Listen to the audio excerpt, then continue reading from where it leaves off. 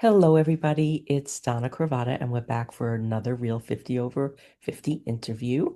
And today we have Judy Kane of Aligned Consciousness. She's a mindset coach, a PSYCH-K facilitator, a speaker, and an author. She helps clients identify and transform limiting beliefs that keep them stuck. She's the author of Your Four Truths: How Beliefs Impact Your Life, and also hosts workshops and presents in group sessions, conferences, retreats, and on podcasts. Our subconscious beliefs influence about 95% of our behavior and are mostly in place by the time we're 7 years old.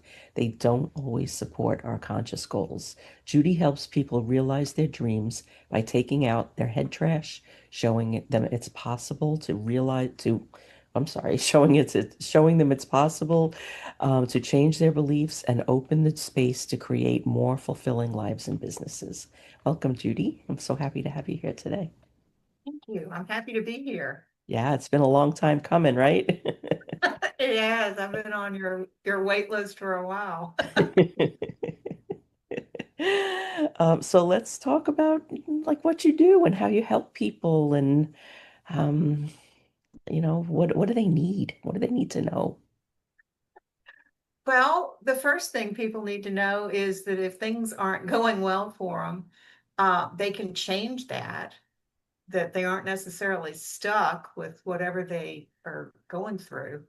And that if they have patterns that show up on a regular basis in relationships, in business, in self-talk, whatever it is, that those are usually heavily influenced by subconscious beliefs.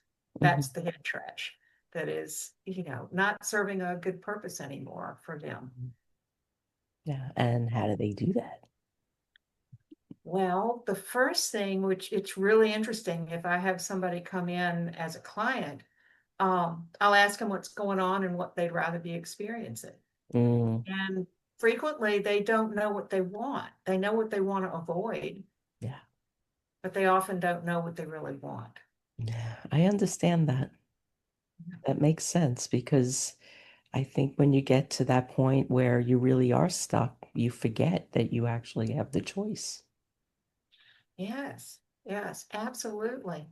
And people, I think, grow up sometimes trying to be safe, right? Well, Mm, I mean, we all want to be safe, but a lot of the decisions might be, you know, less risky than others in order to avoid the consequences that might not be what they're looking for, right? So they're not comfortable taking a risk because they've learned from early childhood that it's not okay to fail, mm, or that maybe success can be dangerous. It might mean that you need to work too hard to be successful, right? mm. Or Or that it you'll takes too lose much. something.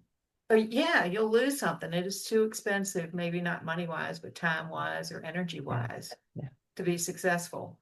yeah. Um, or they might have conflicting money beliefs, right? Hmm. Where it's a measure of success and it's not okay to want more than you need. Hmm. Or it doesn't grow on trees, so you have to work really hard for it. Or those are also conscious beliefs we get in early childhood. Yeah, and everything comes with a price. Yeah, yeah, that could be another. Yeah. So it's fascinating when you start looking at what might be contributing to somebody's situation Hmm. to see what's actually in there that Hmm. doesn't necessarily agree with their conscious beliefs. They might have no idea that there's something in there that's causing the pain or the frustration or the overwhelm in their life. So do you see like, is there like a typical response of when people, first recognize that there is this whole other dimension inside of them that's operating on a different frequency? It can be a surprise to some people. A lot of times when I do presentations, I'll get feedback at the end of, wow, everything you said rang a bell for me. They're surprised that that much of what I talked about has some basis in truth for them. Hmm. Yeah, Yeah, it awakens that, something up. yeah, it really does. You know, when you talk about self-esteem or the need for safety, and there are a lot of things people do that they don't recognize as being part of that. Yeah. And it is so freeing when you start to, Yeah. just really step into who you really are. A big part of what I consider a gift of this whole project was I never felt comfortable with the term reinvention for women Mm, over 50. And I realized what it was after maybe like the 40th or so conversation. And everybody was telling me a different version of the same story. And it was not that they were reinventing themselves, but it was that they were remembering these parts of themselves that they'd either put aside to take care of a child or a parent or a neighbor or somebody else, or that they just gave away because they didn't have the confidence to use their voice. So in meetings and business situations, they're giving the ideas to other people to run with, and then they're feeling less than because they know it's their idea. They know they're better than that person in one regard or another, but they just handed it over. And there's something that happens when you have that space and you give yourself that opportunity to remember these parts of yourself. And I mean, it's just been such a gift to watch this and to experience it myself and just like see other people around me going through that and recognizing that it's not reinvention because reinvention is connected to the conversation of there's something wrong with me. I have to fix it. What I mm. did in the past didn't work. And when you change that narrative, it's so incredibly different. I absolutely, because I mean, we come in, and while we do grow and evolve and learn, you know, there's a basic us that is us, right? That gets kind of we put band-aids and masks on it frequently to fit in, or to, you know, for whatever reason. We had what's there. And so when you get to the point where you can start rediscovering, you know, going back to who that person is, it's a really nice feeling. Yeah, connecting those neural pathways Mhm. of who you really are. I see that with my son because he's a musician and he was always very open and very gregarious as a child. And then around age 10 or 11, he started to kind of feel like, I started to feel very self-conscious. And then he started to play music. And when he gets on stage, he's exactly who he was when he was 2 years old. That's so much fun to watch, I'm Oh, sure, it's isn't so much fun to watch, and it feels like my own little secret story because I know like nobody else in the room has that perspective but me. it? And just as a mom, it feels really good to see that he's really in his own skin. Yeah. And I see that with these women too. These women that I speak to, they're doing the things they always wanted to do. And it's just so inspiring. Absolutely. And I think anytime that you can witness somebody achieving a version of themselves that they really resonate with, that makes them feel fulfilled and on purpose, right? I mean, Mm. that's so much fun to watch. So, would you be comfortable sharing a story or two of like, some really amazing transformations you've had a hand in? Sure, absolutely. Um, you know, a lot of the times I work with entrepreneurs, and I can do an amalgam of a client because this particular thing has happened multiple times with people I've worked with, where they are doing all the right things. They are highly frustrated because nothing is getting them to the place they want to be. They you know, they don't know what else to do, basically. And so we have this conversation and we figure out, you know, what is it that they really want to be happening with this. And we start talking about, we start trying to figure out what are the beliefs that are causing them to be where they are? And what would the beliefs be that would let them have the goal that they want? Right? Yeah. And my process is such that we put the new belief into the subconscious. It's kind of like computer code. Hmm. Um, we just replace the one that's not giving the result that they want and put in code that does. And so when you're looking at what is causing the things, a lot of times it can be a belief that if the business is too successful, it's going to take too much of something that's valuable to them. Might be their time, might be their attention, might be their energy. And so the subconscious is putting the brakes on that success to Hmm. keep them from having that unsafe consequence, right? And so, we can change it to be, well, I can have a successful business and have time in my life for family, friends, and myself, right? I Hmm. mean, that would be something that I've used not those words, but that gist with a lot of the people. And then, lo and behold, the business starts, Yeah. yeah, taking off, right? Another one of the beliefs that I have seen in a lot of people, um, I did an experiment basically with clients for about 3 years with this belief, and only about, it was less than 10 people over 3 years that did not have a belief about it being okay to have more money than you need. Mm. I mean, that was so pervasive where, they would get to this certain place, and if they made more, something would make it go away. Because they had a childhood belief that, you'd be greedy if you wanted more than you needed, right? You don't want to be that person. And so that's always fun to see that change. Hmm. And suddenly people are able to, put something in their savings account or take a vacation or do something that they hadn't otherwise been able to do with the money that was coming in. Yeah. My mom put that one into me.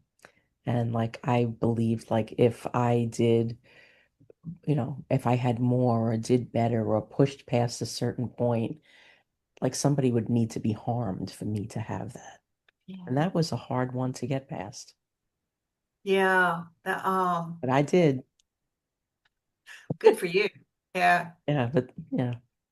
Yeah. Well, That limited resource belief, the scarcity belief, it can show up in so many ways. It's not just with yeah. money, No. right? People who never have enough time to do something, Hmm. well, they would have the time if they didn't fill the time with things that didn't support the priority. Yeah. But the brain is making them find things to make them right. It's like it. So if it's in order to be right, they'd have to run out of time. So other things creep into their schedule, right? It's not like they're intentionally doing this. Yeah.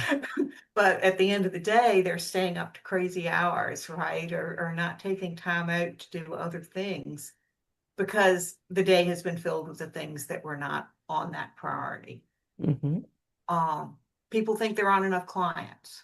Or I had this was a fun story. There was a woman who came to me who understood how subconscious beliefs work, and she believed in um, attracting results to her, like a law of attraction type of a thing.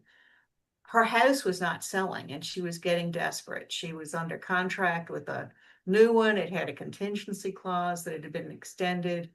She had like 10 days left before that contingency clause expired. And she was in a townhouse. It was in a community with similar townhouses that were also on the market. Hmm. And she had a belief that there was no reason people would choose hers over anybody else's. And we changed just several beliefs. It wasn't many, two or three maybe. Um, and literally in 4 days, her townhouse went under contract and Amazing. she was able to move into her new one. And it's just like, you can't make those things up. I mean, Mhm. people might say, well, that's just a weird coincidence, but I've seen it happen too many times. No, because when you believe in yourself, like all the other stuff that's happening around you, it's almost like you've got a superpower. It kind of repels off of you. It doesn't come in anymore. And then you start to be able to see it coming, you know? So you know how to deflect it. Yeah, yeah. But yeah, that was one of my favorite ones because it Yeah, was so that's concrete, you amazing. know? And how was she after her townhouse sold? Well, she was elated. I mean, there were so many things around her story that made it Hmm. compelling for her to be able to move. And Hmm. it just there were a lot of dominoes, Hmm. and so her ability to get that out of the way let her do all the other things that she needed to do. So what is this Psych-K facilitator moniker you have? Well, PSYCH-K is a process that's been around since the 80s. Hmm. And it uses muscle testing, which, Hmm. if people aren't aware of what that is, it's a way for the body to let you know what, in some cases, nutritionists use it to figure out what nutrients or supplements the body needs. And sometimes chiropractors use it to figure out where to manipulate. In Hmm. PSYCH-K, we use it to figure out what's in the subconscious. Hmm. And it's a very fast change process. We can usually change any one belief in less than 5 minutes. Wow. Yeah. So, for instance, when I work with phobia clients, um, phobias might be very intense, but they're a pretty simple source. There are not many beliefs causing that reaction. Yeah. So I've never had a phobia client take a full session. Hmm. Amazing. Yeah. So we'll get rid of the phobia, and then it's like, well, what else do you want Oh, to change? We what spent else is half, in there? yeah, yeah. Well, what Now else that do you you've want to turned the lights on, what else is in that room? Yeah, yeah, yeah. Um, so I've had, it's not, I love doing them because it's very, you know, Yeah, I get it. definitive. It's the phobia's there and then it isn't. Yeah. So I've got lots of fun stories about that. But yeah, so it's interesting the things that can make a change in people's lives. I had somebody who had a snake phobia, Mm. and she was getting married, and her soon-to-be stepson loves snakes. And I don't know that he had any pet ones, but she really wanted to at least be able to go into the reptile pavilion at the zoo. She really wanted to be able to support his interest that way, and there was no way she was going in there the way she was. And so yeah, we got it so she could go to the zoo and go into the reptile pavilion and walk through as opposed to run out screaming. So that was, yeah. That's a great story. Oh my God, that's so good. And so like one session, is that all people typically need or For the phobias. the phobias? Okay. Yeah, the most common question I get is how many sessions would I need for whatever the thing is Yeah. that they're struggling with, right? And it's I have no idea how many beliefs there are Yeah, that until need you to be get under the changed. hood. Yeah. Yeah. So Yeah. I really can't ever hazard a guess except for the phobias. I'm pretty Yeah. And confident. then I guess people need tune-ups along the way too. Well, sometimes things are so complex that the next layer shows up once you Yeah. get rid of one layer, Yeah. right? Yeah. So that'll happen. Yeah. That's how my Sometimes. healing happened.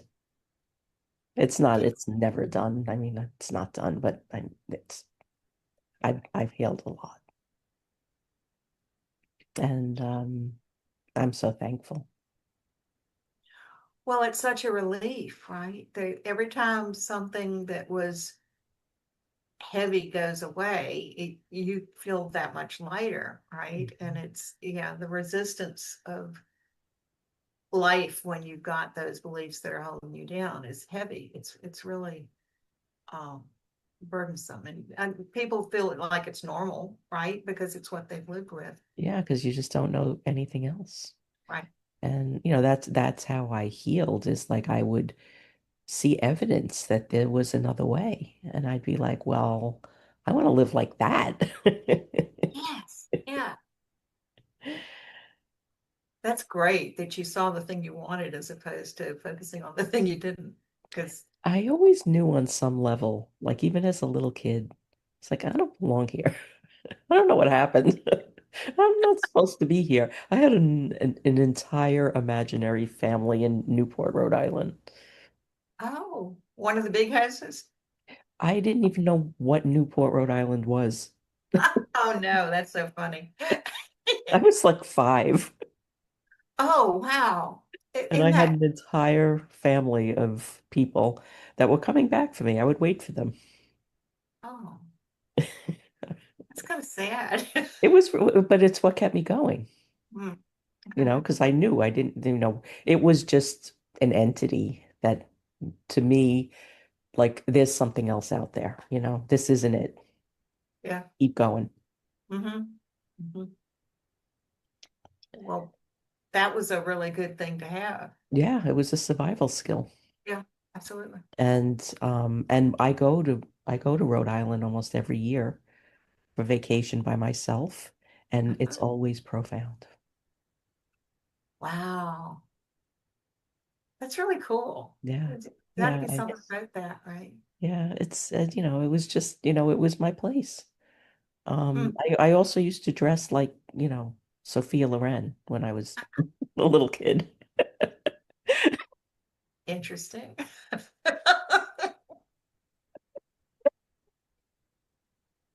I'm picturing a 5-year-old Sophia Loren. It's Oh, like, I was a piece of work. But we do what we have to do, right?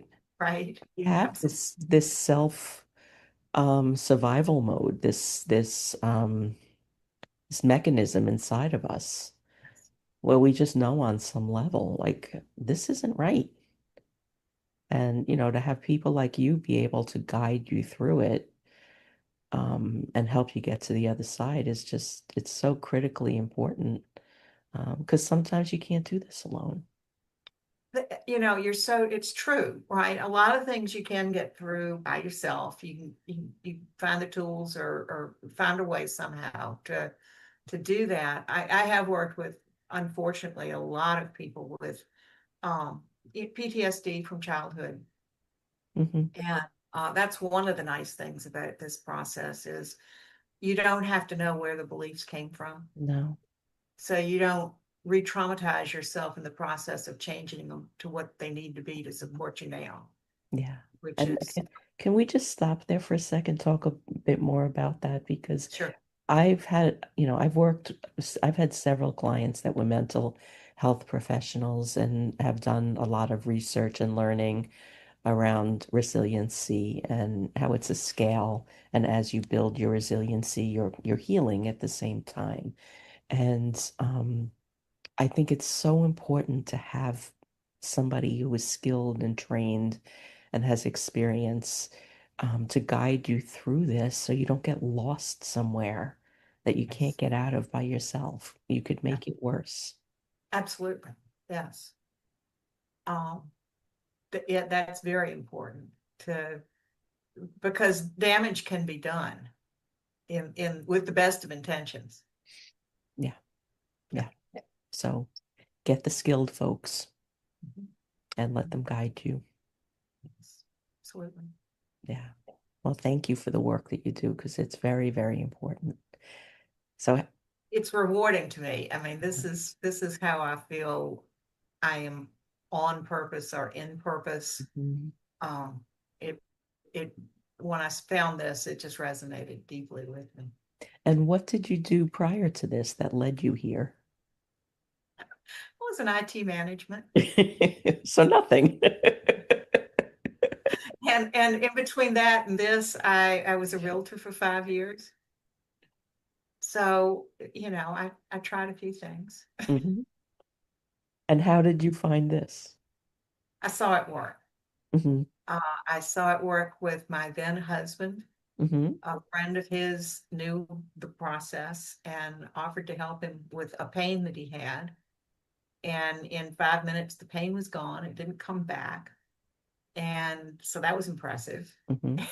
And I also saw it was something that I could do. It didn't require me to interpret messages or Hmm. physically move energy, or Hmm. I wasn't. skilled at doing that, and I wouldn't have been confident in what I was doing if I'd tried. This is a very straightforward process that appealed to my IT brain. Hmm. Um, and so that was, yeah, I needed to learn how to do it myself because it Hmm. was um, intriguing to me. So Now, I took one. can you do this to yourself? Oh, yeah, all the time. I've been doing this with myself since 2011, and I haven't gotten to the bottom of the list yet. So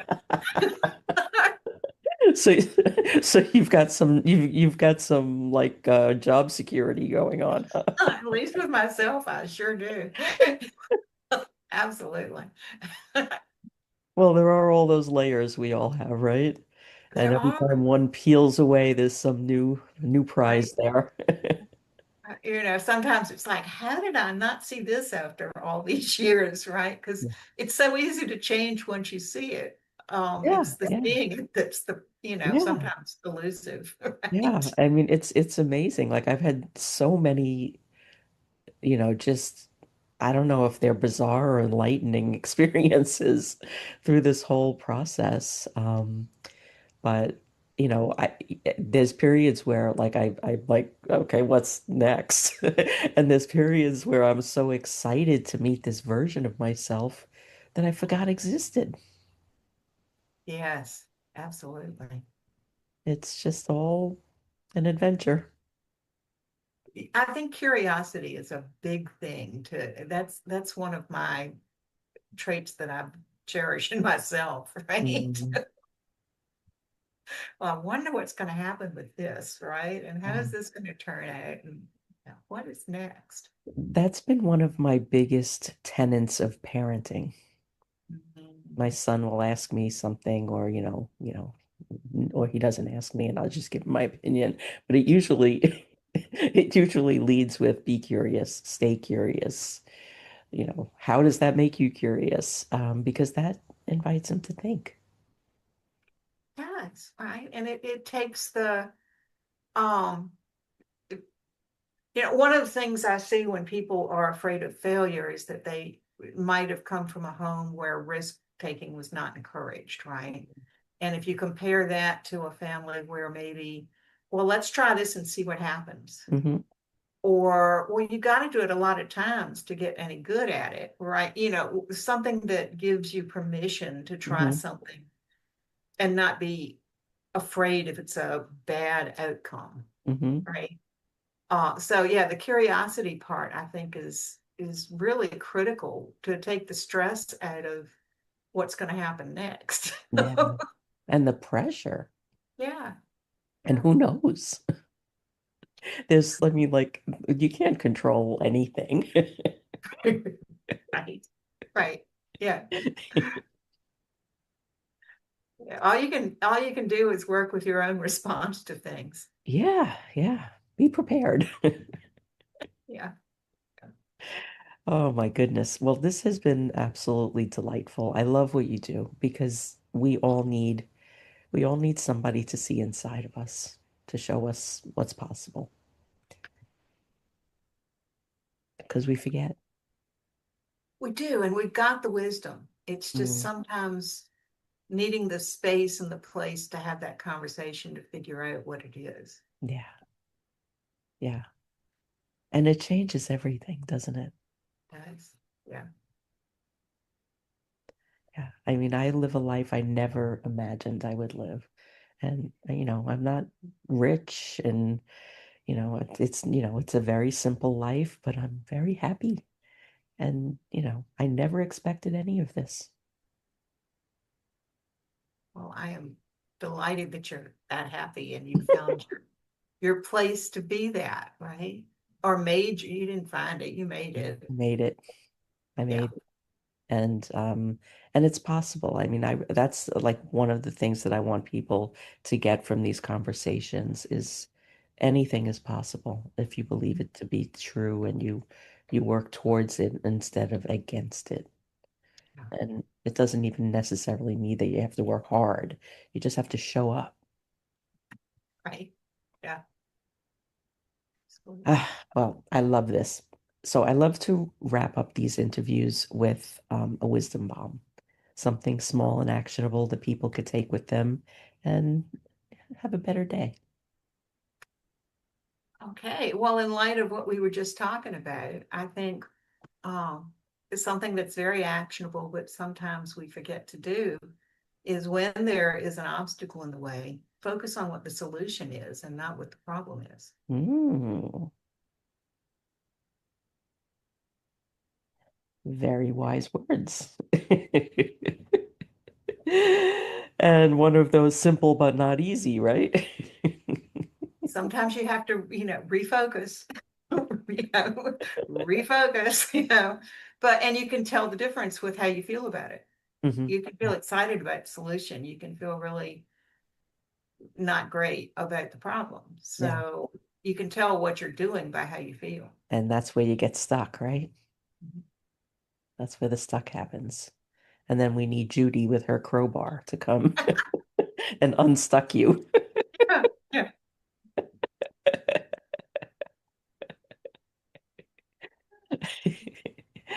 Okay, so if you are listening to the replay and you have comments, questions, ideas, want to just say hi, just tag us and we'll come back and keep the conversation going.